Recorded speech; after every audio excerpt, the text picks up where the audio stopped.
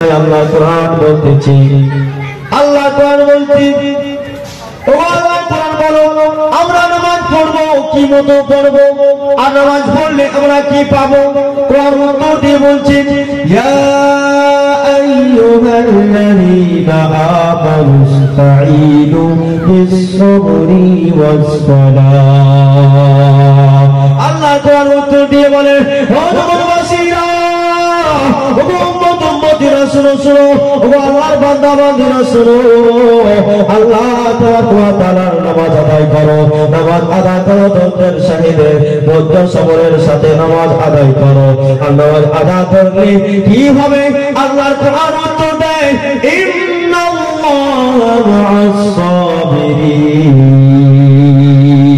আল্লাহর কোরআন উত্তর দেয়, ও জগৎবাসীরা শুনো, আল্লাহর কোরআন বলতেছে, ও জগৎবাসীরা শুনো, ধৈর্য ধারণ করলে, সবর করলে, যতই মুসিবত আসুক, যতই পেরেশানি আসুক, যতই বিপদ আসে যাক, কোনো মুহূর্তে যদি ধৈর্য ধারণ করা হয়, আর ধৈর্য ধারণ করলে তাদের জন্য খুশখবরি রয়েছে, তাদের একটা খুশির সংবাদ রয়েছে। সেই খুশির সংবাদটা হচ্ছে, আর সেই মুমিন বান্দাদের সাথে আমার আল্লাহ হয়ে যাবে, সেই মুমিন বান্দার সাথে আমার আল্লাহ হয়ে যাবে।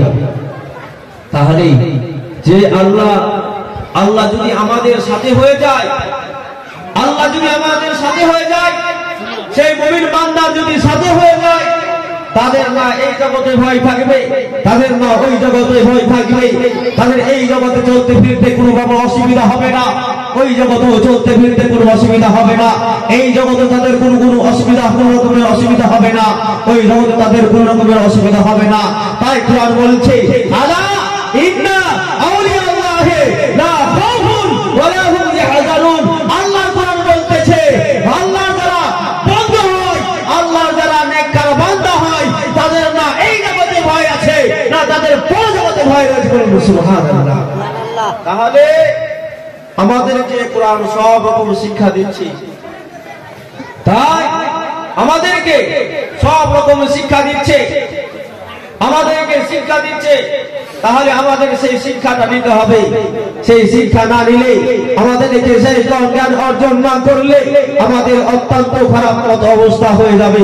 কেননা আমার রাসূলুল্লাহ সাল্লাল্লাহু আলাইহি সাল্লাম বলেছে, এই দুনিয়াটা আখিরাতের বাজার, আমাদেরকে আখিরাতের পুঁজি অর্জন করে নিতে হবে। বেঁচে থাকতে আমাদেরকে ভালো কাজ করে নিতে হবে, ভালো রোজগার করে নিতে হবে। আমরা যদি দান খায়রাত সাদকা ফিতরা আমরা আদায় না করি, আমরা নামাজ রোজা যাকাত ঠিকমতো আদায় না করতে না করে মারা যায়, আমার আল্লাহ তাআলা কঠিনময় দিনে আমাদেরকে যখন ধরতে আরম্ভ করবে, আমার বান্দা বান্দীরা তোমরা বলো তোমাদেরকে আমি দিন বেঁচে থাকার জন্য দিন দামের খাবার দিয়েছিলাম, তোমাদেরকে নিঃশ্বাস বাঁচিয়ে থাকার জন্য তোমাদেরকে অক্সিজেনের ব্যবস্থা করে দিয়েছিলাম। আমার বান্দা, তুমি দুনিয়ায় গিয়ে তোমাদের চলাফেরা করার জন্য তোমাদেরকে হাত পা দান করেছিলাম, তাই তোমাদেরকে শরীর দান করেছিলাম, সেই শরীরের মধ্যে একটা শক্তি দান করেছিলাম, সেই শক্তি অর্জন করেছো, তুমি সেই শক্তিকে কোন কাজে লাগিয়েছো? আমার বান্দা, তোমাদেরকে মাথা দিয়েছিলাম আমার সামনে নত করার জন্য। আমার বান্দা বলো তুমি কার সামনে মাথাকে নত করেছো? আমার সামনে কয়টুকু তুমি মাথা নত করেছো? ওই যখন ওই সমাজে জিজ্ঞাসা করতে আরম্ভ করবে, বলুন ওই সময় আমরা কি উত্তর দেব? বাবা দিভাইরা আমার, রাসূলুল্লাহ সাল্লাল্লাহু আলাইহি সাল্লাম বললেন, আমার উম্মতিরা শুনো, হাসরের ময়দানে যখন আল্লাহ তাআলা জিজ্ঞাসা করতে আরম্ভ করবে, কঠিন মন অবস্থা হবে, ওই সময় আল্লাহ বলবে, আল্লাহ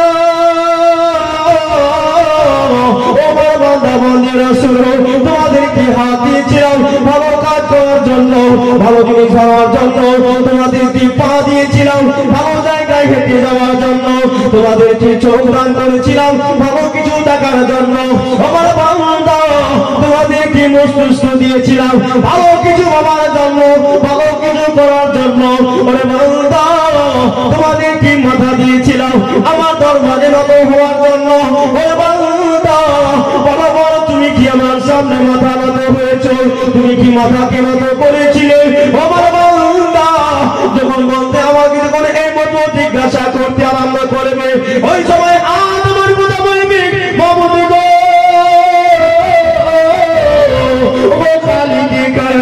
তুমি তার হাত দান করেছিলে ভালো কাজ করার জন্য, কিন্তু না না, শুধু সেই তোমার বান্দা এই হাত দ্বারাই আমি হাত তুলতেছি মামুন গো, তোমার সেই বান্দা ভালো প্রকার এই হাত দ্বারাই করে নাই। আমার হাত আমার বিপক্ষে সাক্ষী দিবে, আমার পা যেন আমার বিপক্ষে সাক্ষী দিবে, বলবে মামুন গো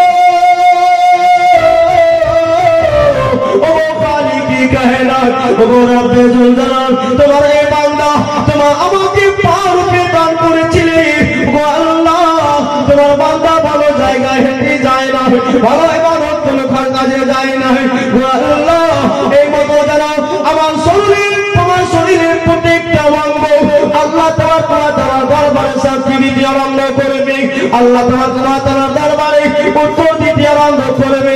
আমার মুখ কানা বন্ধ থাকবে, কেউ মুখ দ্বারাই কথা বলতে পারবে না, মানুষের প্রত্যেকটা অঙ্গ কথা বলতে আরম্ভ করবে। আল্লাহ তোমার বলবে ফারিস্তা তাদেরকে বেঁচে থাকার জন্য আমি 3 টাইম খাবার দিয়েছিলাম, বেঁচে থাকার জন্য অক্সিজেনের ব্যবস্থা করেছিলাম, তারপরেও আমার বান্দা আমার দিকে রাস্তার করে নাই, আমার বড় ভার করে না।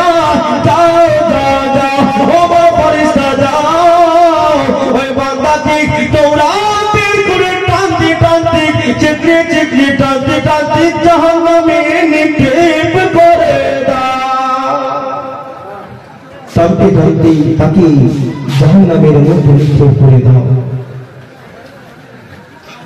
শুধু এটাই নয় বাবাজি ভাইরা আমার, আল্লাহ তাআলা আমাদেরকে কঠিন অবস্থায় হতে আরম্ভ করবে।